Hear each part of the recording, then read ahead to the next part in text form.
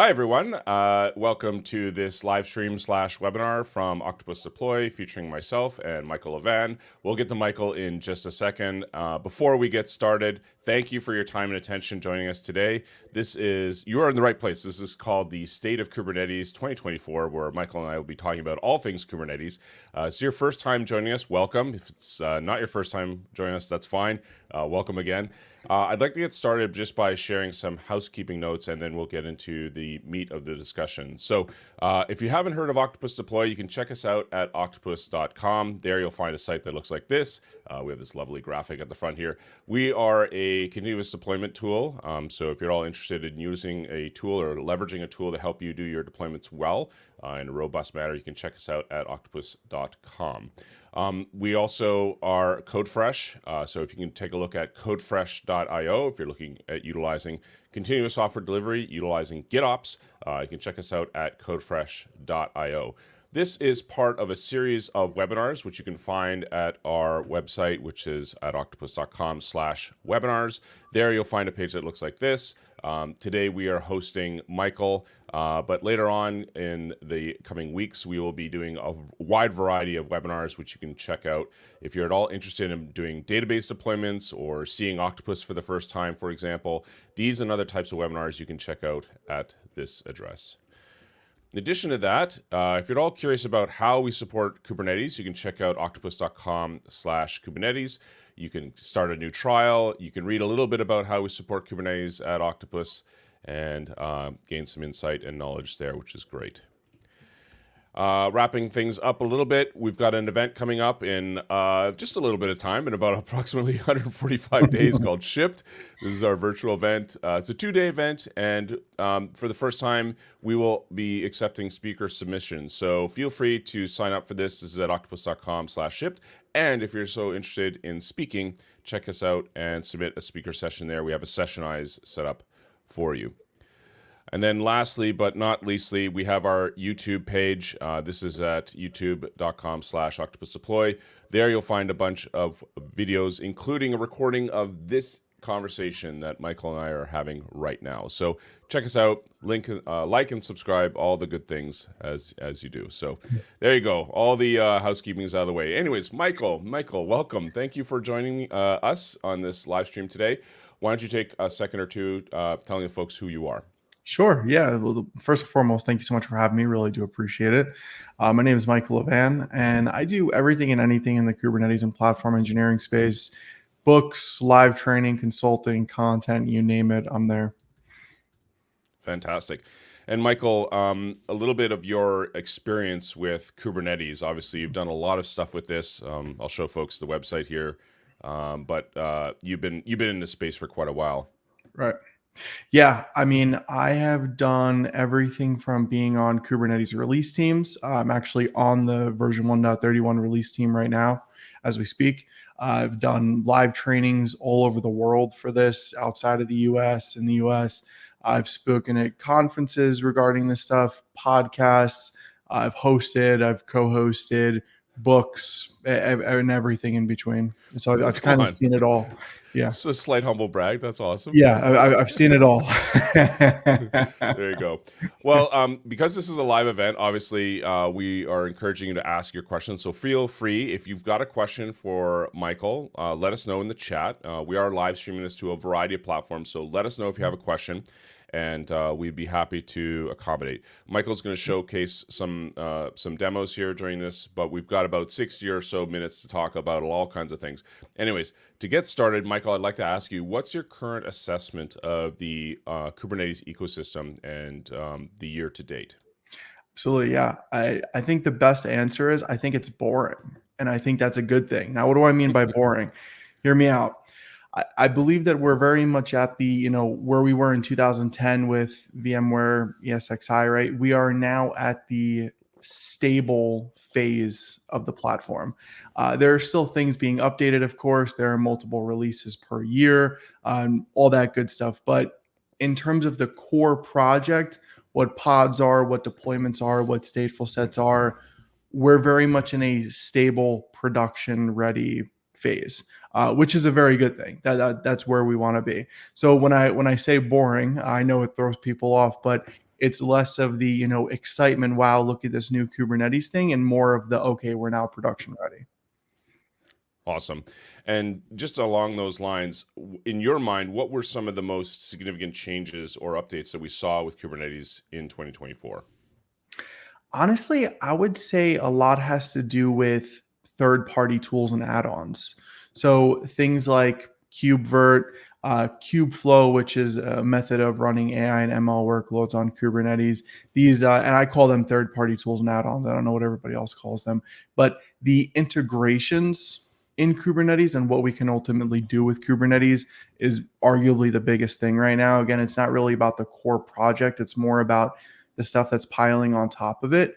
And that's very good from a platform engineering perspective. So something that I've been talking about way earlier in the year is Kubernetes is now the underlying platform of choice. If you throw KubeVirt on top of it, if you throw Crossplane on top of it, and a few other goodies like Argo CD, you pretty much have a platform that can do everything from manage your containers to manage your virtual machines to create and manage services outside of Kubernetes. So for example, if you use something like Crossplane, I could literally use a Kubernetes manifest to create an Azure VNet or an AWS S3 bucket. So it's literally the underlying platform to do everything and anything that you want to do today. It's pretty amazing when you consider the fact that we've just hit the 10-year anniversary or birthday, whatever you call it, around with Kubernetes. The amount of traction that Kubernetes has had in the community is just fantastic to see. Have you? I don't assume, or maybe I might. Have you been surprised by the adoption? You've been in this space for quite a while. Has it surprised you?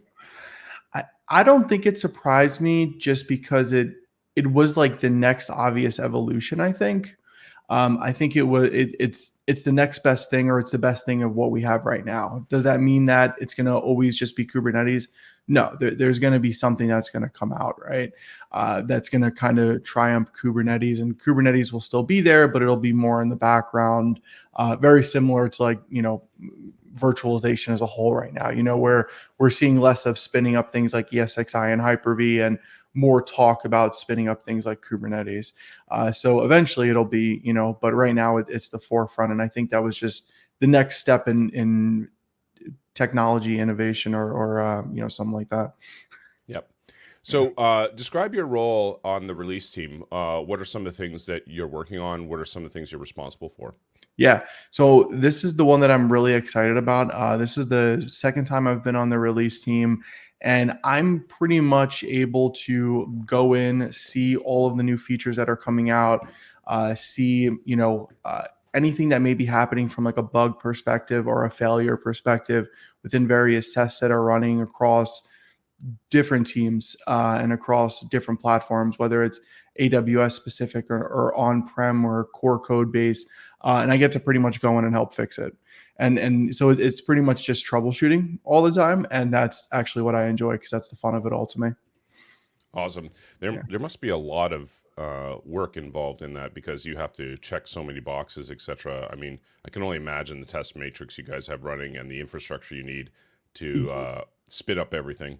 Yeah, 100%. So from what I've gathered, and I don't know if this is 100% true or not, but this is just like what I've read and seen throughout the Slack channels and stuff. This is like one of the hardest release teams, because there's constant work. Like, for example, I was on the docs team prior, and it's pretty much like you have large chunks of work, but it comes in sections.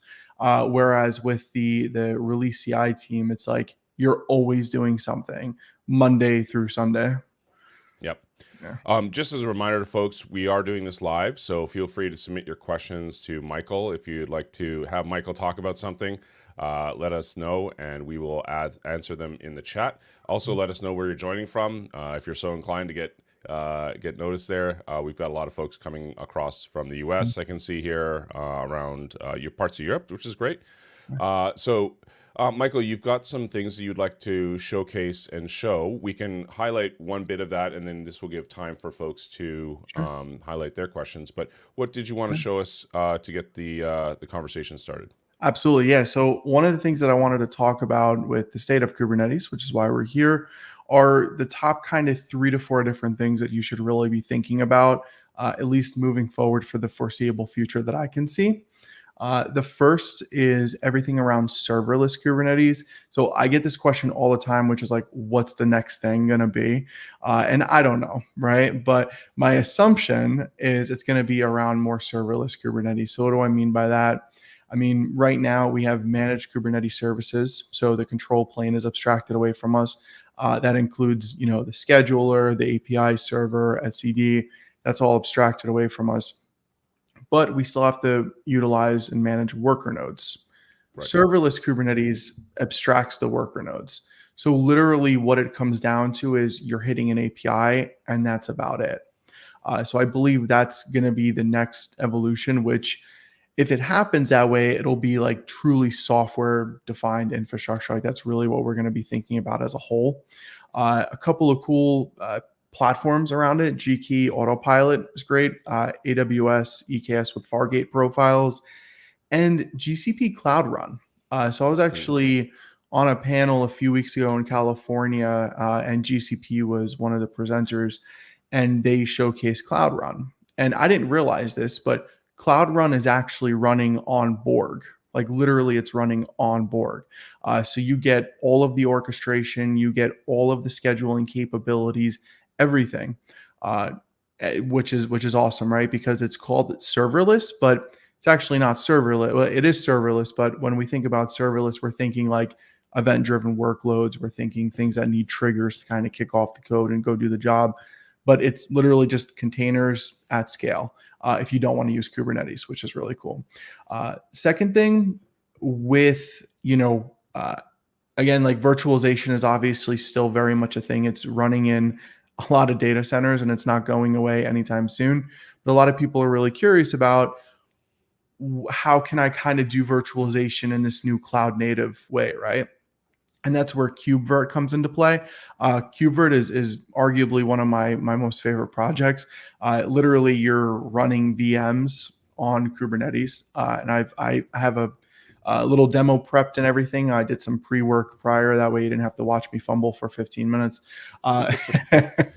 And yeah, so that's a really cool one. Literally running virtual machines as a custom resource on Kubernetes, which is great. The next piece, the third, and then I also wanted to talk a little bit about Copilot, which is cool. And pretty much if you have Kubernetes manifest, it helps you templating. But the third bigger thing is the whole AI and ML piece. I don't want to talk about the buzzy hype stuff, more about actually building models on Kubernetes, right? Because we have the ability now with Kubeflow, which is an absolutely awesome project, to instead of having multiple servers or multiple VMs with lots of expensive GPUs tied to each server, lots and lots of infrastructure. Instead of that, we can actually have pods running our ML workloads. And yes, of course, we still need powerful systems. You still need a powerful GPU, all that stuff. But because it's in a pod, it's decoupled, right? So instead of having to have each bare metal server or each VM, you can make a smaller form factor out of it and still get the amount of performance that you would get elsewhere. So very, very exciting project as well. Fantastic. Just a quick question here from Joshua. Will this live stream be recorded? Yes. This will be available after the fact. We have another question here. Is it possible to configure multiple spaces and environments for Kubernetes agent? I'm wondering if this is about the Octopus deploy Kubernetes agent, but yeah, I don't think that's anything specific to Kubernetes. I could be wrong, but perhaps maybe just revise the question because I don't know if that has anything to do with like Kubernetes specifically or not. Or yeah, it's tough when you use the word agent. It can be such a nebulous term. We do have an agent for Kubernetes. We can talk about that, but yeah, we'll talk about that actually a little bit later. Cool. All right, cool. Did you want to jump into your demos now? Yeah, let's do it. Absolutely. All right. Beautiful. All right. So first things first is around. Oops, sorry. Good. All right. You're good to go. Perfect. So first thing is around KubeVirt that I want to show because it's arguably one of my most favorite topics right now. So if I pull up here, and I have these directions, if you go to, actually, I should probably pull up my Git repo. I'll do that and I'll send it out in the comments and such so everybody can see. But I have some pretty simple, straightforward to use step-by-step instructions to get KubeVirt up and running in your environment. First, you're going to install KubeVirt, right? I have the script here to do it. You have some prereqs that you have to do, like the CDI, which is to give you the ability to upload ISOs to a Kubernetes volume, which is kind of interesting within itself. And then you have to actually do the upload of the ISO. So I just pulled this up. I actually did this yesterday because it takes a little bit. I apparently have like the worst upload speed in the world because it took almost 11 minutes to upload, 2.5 gigs, give or take. But as you can see, I have this command here and I utilize the image upload subcommand. And then I'm literally like taking an Ubuntu ISO and I'm uploading it to my Kubernetes environment, which is really cool. So if I did something like kubectl get PV, this is kubeflow stuff, but we can see that right here. And then once you have that ISO uploaded, then you can actually deploy and spin up your virtual machine. Now, how would we do that? Well, if we're thinking from a sysadmin perspective, first couple of things we need to think about are, okay, we need an ISO, right? Which we know we already have. We need some configurations for our VM, and it's a VM, so it's persistent data, and we need to store that data somewhere. And that's where this PVC comes into play. So what I can do, for example, is I can specify a storage class. Here, I can specify the size that I want, the access mode, and the name. So actually what we can do here, let's change some stuff on the fly. We'll do kubectl get sc, right? And we can see we have a couple of storage classes here, some that are immediate, some that are await for consumer. I prefer the ones that are immediate. So I'm going to go ahead. I'm going to copy that. I'm going to put that in here. All right. Then I'm going to create this persistent volume claim. Okay. I'm going to do a kubectl get pvc. All right. And this is still pending. Perfect. That's exactly what we want. Right. So now what we can do is we can actually go and we can create that virtual machine. So if we take a look here, we're utilizing the KubeVirt operator, right? So operators consist of custom resource definitions, which are the extension of the API, of the Kubernetes API, and then controllers. So controllers are your reconciliation loops, confirms that your current state is your desired state. If you've ever heard of Kubernetes self-healing, it is not magic. It's a controller doing reconciliation loops on the back end. And then we specify the object or the resource that we're creating here, which is virtual machine. Some labels here, right? I'm specifying Linux because it's an Ubuntu box, the name, the spec, and this is the most important piece here outside of CPU and such, because of course that's necessary, boot order.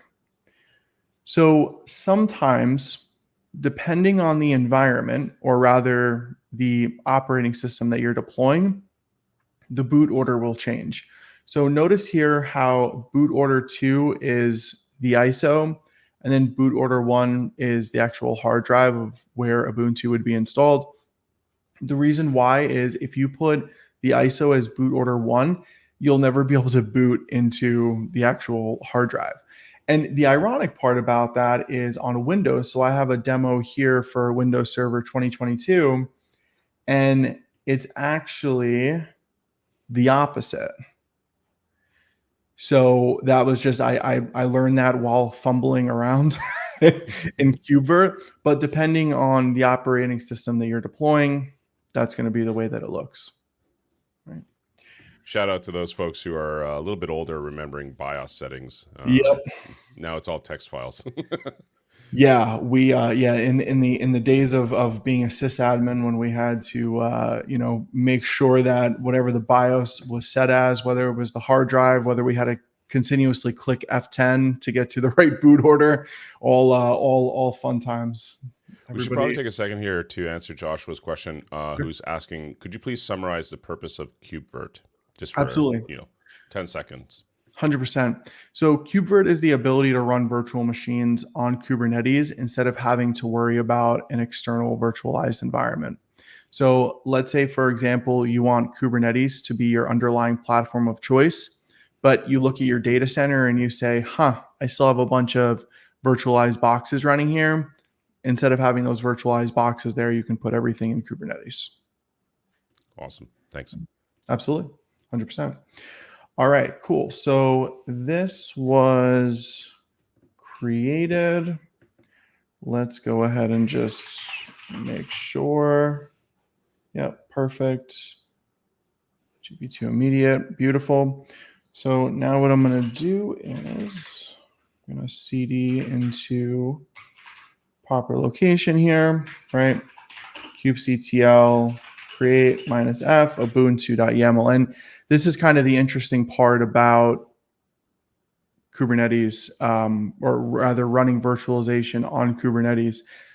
Because of the declarative process of Kubernetes and the way that it works, we get to manage all of our resources as we would a pod, right? So virtual machines, I'm literally creating a virtual machine. I'm literally defining a virtual machine the same way I would a Kubernetes manifest, which is, again, very, very interesting as a whole.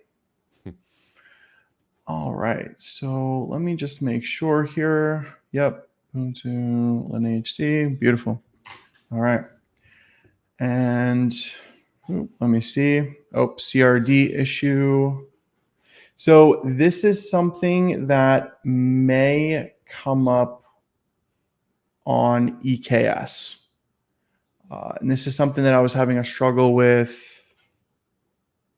a couple of days ago as well. For some reason on Azure, I don't have the same thing. But for EKS, I do. So let me just check here really quick.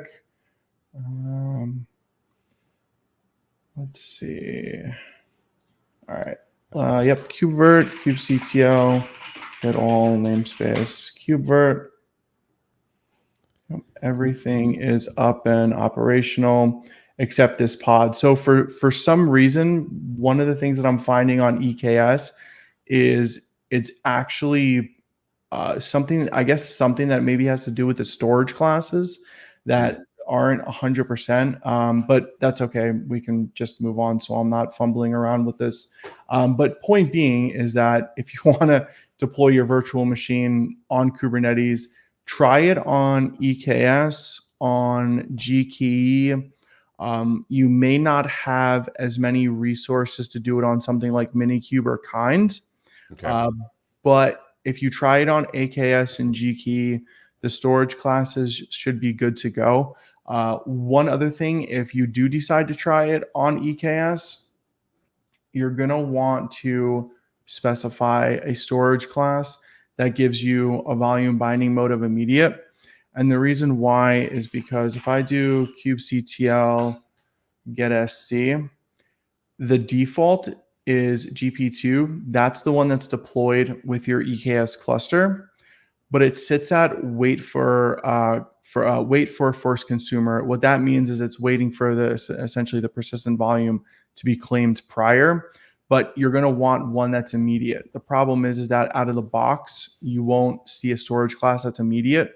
So you're going to have to create that specific storage class. In Azure, however, if you deploy via AKS, you'll be good to go because they have a bunch of different storage classes available. And there's a couple of different premium ones that are immediate binding. Just a question that came in here to confirm this KubeVirt works with all cloud providers. I think the major three ones that you mentioned as well. The major three, yeah. The only thing is, and this is something that I'm still going through and troubleshooting, is for whatever reason, the one primary KubeVirt pod does not stay up for some reason on EKS. I believe it has to do with the storage classes. I have to dive deeper into that. But for some reason, I've just had this problem on EKS, and that's it. It's very strange. Oh, there you go. Yeah, but definitely try it. Like if you have an Azure environment or a GCP environment, spin up an AKS or a GKE cluster. The biggest thing to remember is when you're going through the ISO update, you're going to want to choose a PVC name that or a PVC that has the immediate binding versus the wait for first consumer. And you're going to want the same thing for the PVC that's going to be your hard drive for your virtual machine. Interesting. Yep. So that's one piece of it. The next piece of it is the Kubeflow specification. And same thing here. I have deployed the KubeVirt environment. So if I cd into AI and ML, Kubeflow, and do kubectl, get ns, we can see KubeVirt here, kubectl, get all namespace, KubeVirt. All right, everything is up and running and operational. Oh no, wait, sorry. I said KubeVirt, not Kubeflow. There we go. Okay, so there are a lot of pieces to Kubeflow, and you may see a couple of things here that you're already familiar with if you're in the world of machine learning. So for example, you have this notebook pod that's running, and this is actually Jupyter Notebooks on the back end.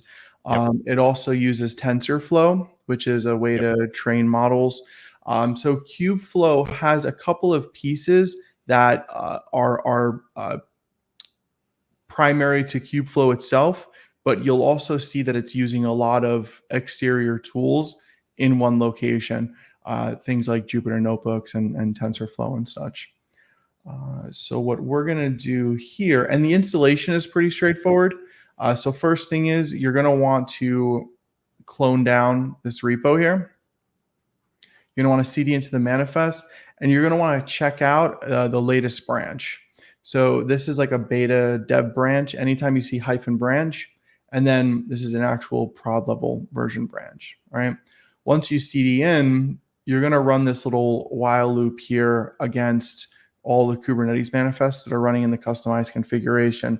And the reason why, from what I've gathered just from running it a few times, is you almost run into like a race condition in a sense, right? Because some of the containers come up that have some prerequisites, but those containers aren't up yet. So you just pretty much have this while loop that's running until all the applications inside of the container, inside of the pod are up and running and everything can communicate. Because there's some big dependencies on like MySQL and stuff.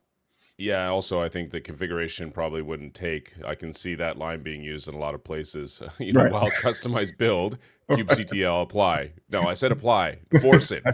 Exactly. 100%. So next, what we're going to do now, one of the things that Kubeflow is dependent on is Istio. So Istio is running in the back end. If you're not familiar with Istio, it's a service mesh.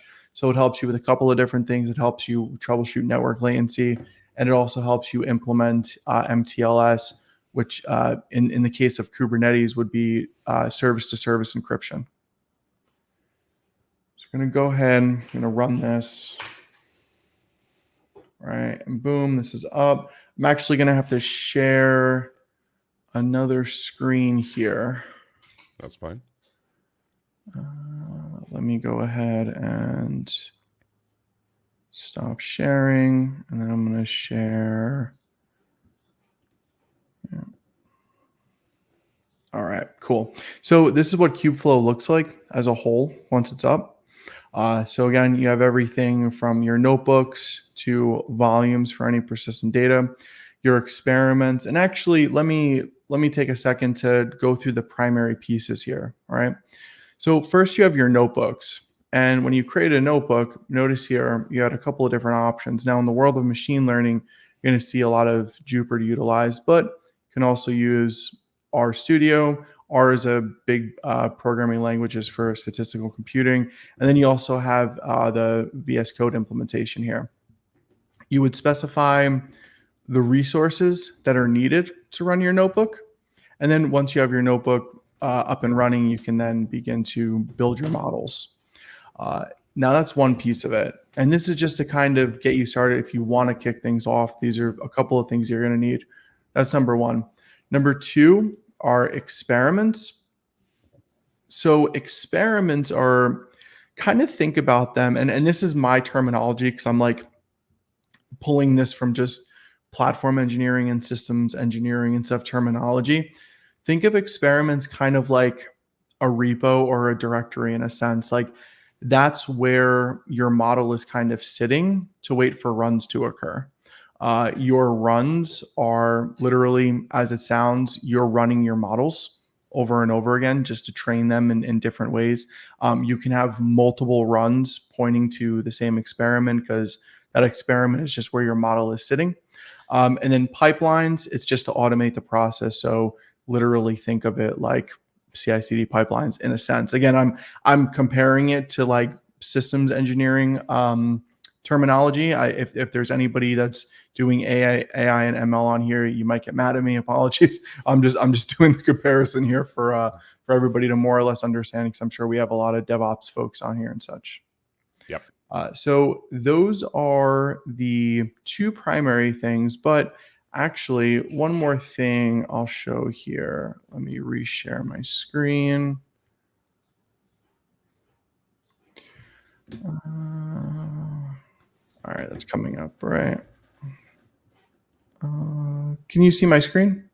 I can. We're going to get the Hall of Mirrors here. All right, there we go. Beautiful. So if you go to Gkey, and this is the serverless Kubernetes piece that we were kind of diving into a little bit before. So if you go to clusters and I go to create, you have two options here. One is the standard, one is autopilot. Now, autopilot is, again, that serverless Kubernetes piece. It allows you to scale without having to worry about implementing resource optimization yourself. You literally just have to worry about what you're deploying. Now, what I will say is there are a couple of things that are stopping us from really utilizing serverless Kubernetes in production.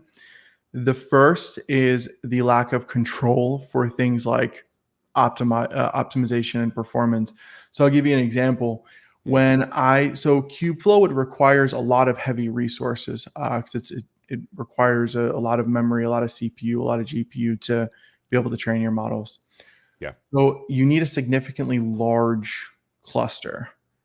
So I think, like, for example, what I was just showing on Kubeflow on EKS, I think my nodes were like T3 double XLs. So okay. you need some fairly large nodes. Because of that, the scaling doesn't happen as quick as you would hope, which means Kubeflow actually couldn't get up and running fully in the time that it needed in that 20 seconds. Like if you remember that while loop where it sat for 20 seconds, I'd actually need to increase that to like about 60, because in the background, the nodes are coming up, but it's not as quick. So that's one piece of it. The second piece of it is with serverless Kubernetes, you're really tied into the cloud provider. So what do I mean by that? What I mean is on EKS, for example, let's say you're using Fargate profiles, you can't use external service meshes. So if you're already using Istio, you wouldn't be able to use Istio on EKS with Fargate profiles. You'd have to use AWS's version of service mesh. Now on Gkey Autopilot, you actually can use Istio. So it's going to depend on like those third-party tools and add-ons.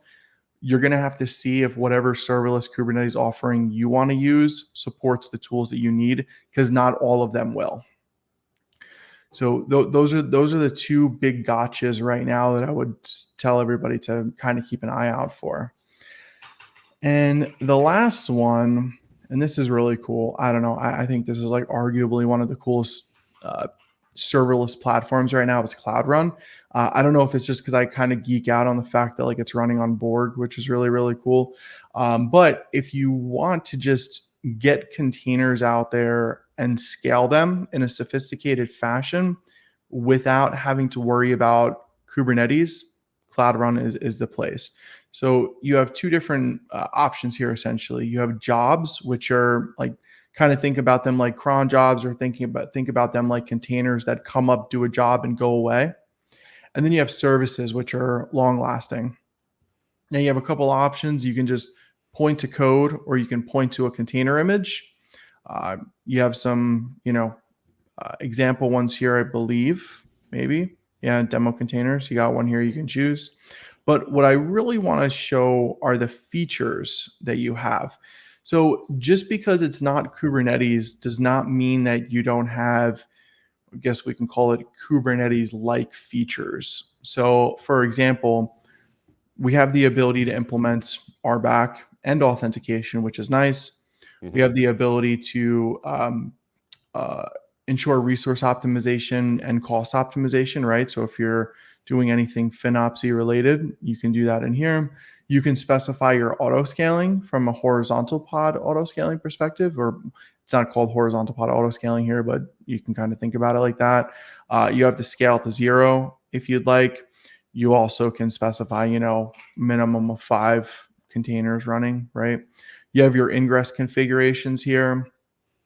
And then you have any type of spec configuration. So if you're thinking about your Kubernetes manifest, under the pod piece, you have your spec, and you can specify things like the name of the container, the port, resources, right? So if you're thinking about like limits, requests, quotas in your Kubernetes manifest, and then you can also specify variables and secrets, mounts, and then you have some volumes up here. You can add volumes for any persistent data, networking approaches. Like for example, we can do some encryption here, and then security. So I don't know. I really like the idea of this because it allows people to not have to jump headfirst into Kubernetes to orchestrate containers, which is quite nice. Yeah, that's awesome. All right. I'm just going to remind folks, thank you, by the way, for those demos. That's awesome. So just to remind folks, this is a live stream. This is a live webinar. So feel free to ask any questions if you have them. Feel free to take advantage of the chat window. Wherever you're joining us from, we are live streaming across a variety of platforms. So feel free to let us know. We do have some questions that came in. I didn't want to interrupt your flow there. That's a big no-no when doing demos. So Laurent asks, can you make it work with Argo CD so you get all the advantages of GitOps as well? I think he was referring to, I think Laurent was in reference to KubeVirt. Yep. So when you were doing your demo around KubeVirt, can we make it work with Argo CD? Absolutely. Yep. Yeah, so we can make it work with Argo CD because remember, what is Argo CD doing? It's looking at a repository and it's saying, okay, here's a Kubernetes manifest. I need to confirm that my current state is my desired state. My current state is what's running in my Kubernetes cluster. My desired state is whatever's in the repo. So because we're creating a virtual machine Kubernetes manifest, it 100% can work with GitOps. It can also work with something like Crossplane, which is the ability to create services with Kubernetes outside of Kubernetes. So I'll actually pull up here. I have it in another repo. And also, John, I'm not sure if, so I think there are comments coming in on my LinkedIn. Cause I see like, I see the, I didn't know if you could see them or not. Cause I see like the little, so I see the little link thing here, which is indicating that it's on mine. So I can go ahead and answer those as well. But really quick, I just want to open up Crossplane here. Let me share my screen. Go for it. Okay, cool. So for example, something like Crossplane, which again, this really helps us make Kubernetes the true underlying platform of choice. So if I open up Crossplane here, and let's say I go to the setup, right? Pretty straightforward. Sorry, I hate to do this, but for folks who have never heard of or seen Crossplane before. Absolutely. Yeah. So Crossplane is simply a way to create services with Kubernetes outside of Kubernetes. That's it, plain and simple. So if I can use Kubernetes to create an AWS S3 bucket, I can use Kubernetes to create an Azure virtual network, for example. So this is the installation piece. And then let me just actually pull up one of the configurations. So you bring down the provider, very much the same as like, let's say you're bringing down a Terraform provider or something like that. Yeah. Right. Specify some authentication pieces here because Crossplane will need authentication to whatever platform. And then you provide your provider config. The provider config just pretty much ties the secret to the provider. And then just like that, you can literally have a Kubernetes manifest that creates an Azure virtual network. And again, this is the, I don't want to sound like a broken record at this point, but this is really what like making Kubernetes the underlying platform of choice looks like. Because at this point, I can create services outside of Kubernetes with Kubernetes. I can create virtual machines and run them. I can even, if everybody's familiar with Cluster API, if not, Cluster API is the ability to create Kubernetes clusters with Kubernetes manifest. So you literally just get rid of Terraform at that point if you want to. But if your whole world revolves around Kubernetes, at this stage, you can use it for everything. And like we were talking about in the beginning of the live stream, where Kubernetes is at this point where like the core project is boring, right? It's stable. But but all of these different tools and features that we see here to put on top of Kubernetes, this is the gold. Like this is the gold right here. Yeah. Very cool. Yeah. Did you want to take a second and answer any of the questions that are coming up on your LinkedIn, if they're already posted there? So I'll just tap dance here while you take a look at the questions. So for those who are joining us late, just to let folks know, we have a number of resources available off of our website. So you can check us out at octopus.com. We also have a product called CodeFresh, which you can check out at codefresh.io. Michael, this is just for your benefit. I'm tap dancing while you're looking at questions. If you're at all interested in signing up for some webinars, you go to octopus.com/webinars. You can read more about what we provide around Kubernetes, which is at octopus.com/Kubernetes. So yeah, lots of cool stuff. Is that enough tap dancing for you, Michael? We are awesome. Good. Yep, I was able to look at all of them. Yeah, because there was actually a lot that came in, and I was like, oh, okay, because it shows the little key thing, which indicates it's like coming from my. Yeah, it's weird. So okay, somebody said thank you for doing this. How can Python help us with DevOps? I only use Bash for most of the things.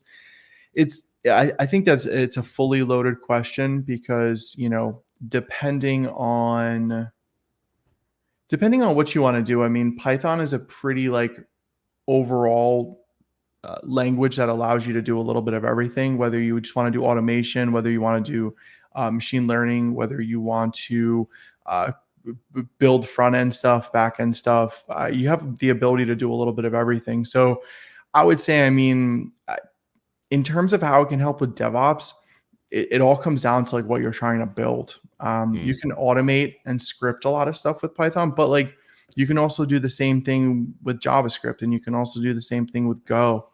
There's all these different libraries and third-party modules that you can import, and that kind of opens up your realm to be able to kind of do whatever you want. But it really all depends on like what you ultimately want to do. So like, for example, if you're thinking more in the Kubernetes realm, operators, controllers, creating Kubernetes native features, that's pretty much all done in Go, right? So you're not going to see a lot of Python, just as an example. Yeah, I think a lot of people coming to the Kubernetes space see a lot of Go everywhere, basically, and they assume, oh, I have to use that as well. That's not necessarily the case. Exactly. Yeah. And then could you please summarize the purpose of Kubernetes? We already talked about that. Slight tangent from Michael. What advice could you share on preparing for the CKA exam? So I would say you want to have a minimum of 6 to 12 months working with Kubernetes, because the exam is very much hands-on. So like, it's not multiple choice. It's not A, B, C, or D. Like, you are actually in an environment. It's proctored, of course, right? They're recording, but you are in an environment building, deploying, and fixing things. So you want to make sure that you have as much hands-on training as possible. Yeah. There you go. There's actually, if I may. Yeah, go for it. I'm just going to mention briefly, we actually have certifications for GitOps as well, which you can check out at learning.codefresh.io as well, just for folks to know. Beautiful. And then I'm going to share this out in the comments. Good friend of mine, Ben, he wrote an incredibly great CKA book. Definitely check that out. I love the book personally. Worst URL ever. Yeah. You're gonna have to shorten that one. Yeah, no, that is not an IP address. I believe that's a unique ID of some sort. I know. I've seen worse, believe me. I've seen worse. So the title of this is? This is, what is it? I think it's just Certified Kubernetes Administrator. Okay. Yeah, if I'm not mistaken. Certified Kubernetes Administrator Study Guide. There you go. Yeah. Let's bring this up. Here we go. It's available from O'Reilly, is that right? Yes. Okay, here we go. It's got a picture of an owl on the front, I assume. Yep. Awesome. Yeah, just to showcase or show folks what this looks like. Here we go. Here it is up on Amazon. Perfect. Always important to have the O'Reilly animal well represented. That is the that's the not slogan, but the whatever you want to call that. Awesome. Cool. Just giving folks time. We've got a few minutes left. Just want to give some folks time to ask any questions that they may have. Again, thank you for the demos. That's awesome. Really keen to check out things like Kubevert and others as well. Just moving forward a little bit on, I have a boatload of questions. This is just basically to see the conversation. So based on I have one question here, which is based on your experience, what has been the most surprising development in Kubernetes recently? You referred to it as boring, obviously around, but is there anything that's surprised you around Kubernetes? I mean, we've seen a little bit of innovation going on around the API. What else? I'm thinking out loud here. Yeah, you're right. It's just a steady cadence. Anything that surprised you? I think if we take a look at, I don't even know if this is the answer, but if we take a look at where Kubernetes kind of came from to now, it's very surprising to me to see it go from, a bunch of bash scripts that were just moving around containers to like, I can run virtual machines on Kubernetes. Like some may even say like, hey, Kubernetes has gotten too complex and it's completely out of scope at this point. I disagree because I think I think 2 years ago or 3 years ago, I would have felt the same way. But now that I'm thinking about it more of like, this is an underlying platform that can literally run everything that I want. It's actually pretty neat. I don't believe we've really had something like that in the past. The closest thing is, virtual machines, right? But the ability to utilize these totally like small, almost micro decoupled pods and just scale them out in a way that, again, we've seen scaling before, but like with the quickness that we see it now and how almost out of the box easy it is versus like if we go to the VM days of, hey, are the VMs in the data center in a hot or a hot cold HA style environment where if this thing goes down, is that VM going to come up or should it already be running just in case because it's going to take forever for it to come up? But now it's like pod goes down, boom, new one comes up like that. And we haven't really seen this level of velocity ever. Yeah. It's interesting though, because in your demo you highlighted the fact that with different cloud providers you're going to get, and I'm speaking more about your demo around Kubevert, obviously. Yep. But yeah, you're going to get different providers doing it in different ways and supporting it in different sort of notions. So I guess that's the ecosystem. Now it's getting for me, it's getting more complicated now because the ecosystem you have to understand in addition to the base platform and how the cloud providers, the major three, differ in terms of their support. I will ask this, and I know that you love. It's like asking who's your favorite child, but is there a platform that you like the most? Are you using? You find yourself gravitating more to than any of the big three? Yeah, honestly, I probably not the answer everybody's expecting, but GCP. Yeah, I mean, if you look at the available add-ons and options for GKE, it's like out of this world. And then if you utilize things like Cloud Run And in some instances, you utilize autopilot. In other instances, you utilize standard clusters. It's phenomenal. If you want something that's really, really just straightforward and doesn't require a lot of configuration to just begin, AKS. Like AKS has always been the easiest. EKS, I don't know. Everything with AWS is harder for me for some reason. I just do my best to power through. Yeah. It's Yeah. the dash F option of life, I guess. Yes. That's it. That's it. Yeah. But I would Awesome. definitely say G-Key. I mean, even I don't have a G-Key cluster running, but I can even just showcase like without it running.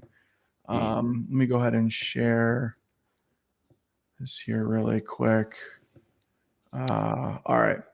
So if I go, so number one, right, like right off the bat in the overview pane, we have a ton of information. Everything from policy enforcement to any type of security concern, configs, right, efficiency in terms of resource optimization. But then we just have so many different pieces to the puzzle here. Two of my absolute favorites, the security pane. Once this loads, it should load. Yeah. So if I just zoom out here a bit, and I don't have a cluster running, which is why this looks so bare. Yeah. Even with it, imagine it's there. Yeah. Exactly. Like we literally have, it's pulling in all the vulnerability databases. That's right nice. Here. Like we don't have to do anything else. Any type of threat detection. We have compliance pieces here that are even cooler, right? If we're out of compliance for any purpose, this is great for management, right? Like if you need to export some type of report for an audit that you have going on. And then there is also, where is it? I always forget, but there is a piece in here that allows you to, so the attached cluster thing is cool. AKS, EKS, wherever. If I go into clusters, create, notice here how I have other clouds. So I can configure authentication to AWS and Azure and configure my clusters here. I can also do stuff on-prem. And then there's another piece here. Again, I always forget where it is, but you can migrate virtual machines to containers from GCP. And and that is just like the, I don't know, I feel like you don't see a lot of those features in one place for Kubernetes in any of the other cloud providers. That's awesome. I didn't realize that was I didn't realize that was a capability. Oh yeah. Yeah, it's insane. Yeah, I think they're the only one that's doing the VM to container thing. So to give folks a little bit of time here to ask any questions, because we have a few minutes left, just going to remind folks of some of the resources that we have available. You can check us out at octopus.com. Check us also out at codefresh.io. If you're curious at all about what we do around Kubernetes, you can check out our use case page, which is at octopus.com/Kubernetes. Make this your bookmark, if not a homepage. We'd love for you to do so. Sorry. So that's worth checking out. We also have a event coming up. It's a virtual event called Shipped. This is in November. We're going to have a lot of content from speakers talking about Kubernetes, etc. Yes, to answer the question, this is being recorded and will be available on our YouTube page, which you can find at youtube.com/octopusdeploy. There you'll find a whole bunch of webinars and videos, etc., etc. I don't know, Michael, have I done enough tap dancing here to get some questions coming in? Let's check the comments here. Oh, no new questions. There you go. Actually, this one we can quickly answer this one. So, hello, I'm 1.5 years experienced DevOps engineer. Can you please tell me how MLOps by myself and get a job in MLOps? I think this is, well, I'll let you start, but there's lots of ways in which you can get involved. Yeah, I think. Okay, so you're never gonna really hear this from me because I'm not like a huge proponent of like everybody needs to go to college. So I know a lot of really great people in this space that never went to school and they're incredibly smart. But I think in the data engineering space, it may be a good start. Like that's at least what I'm seeing, because I think that the landscape is everybody's trying to do it right now, right? Like everybody's trying to get on this ML and AI thing.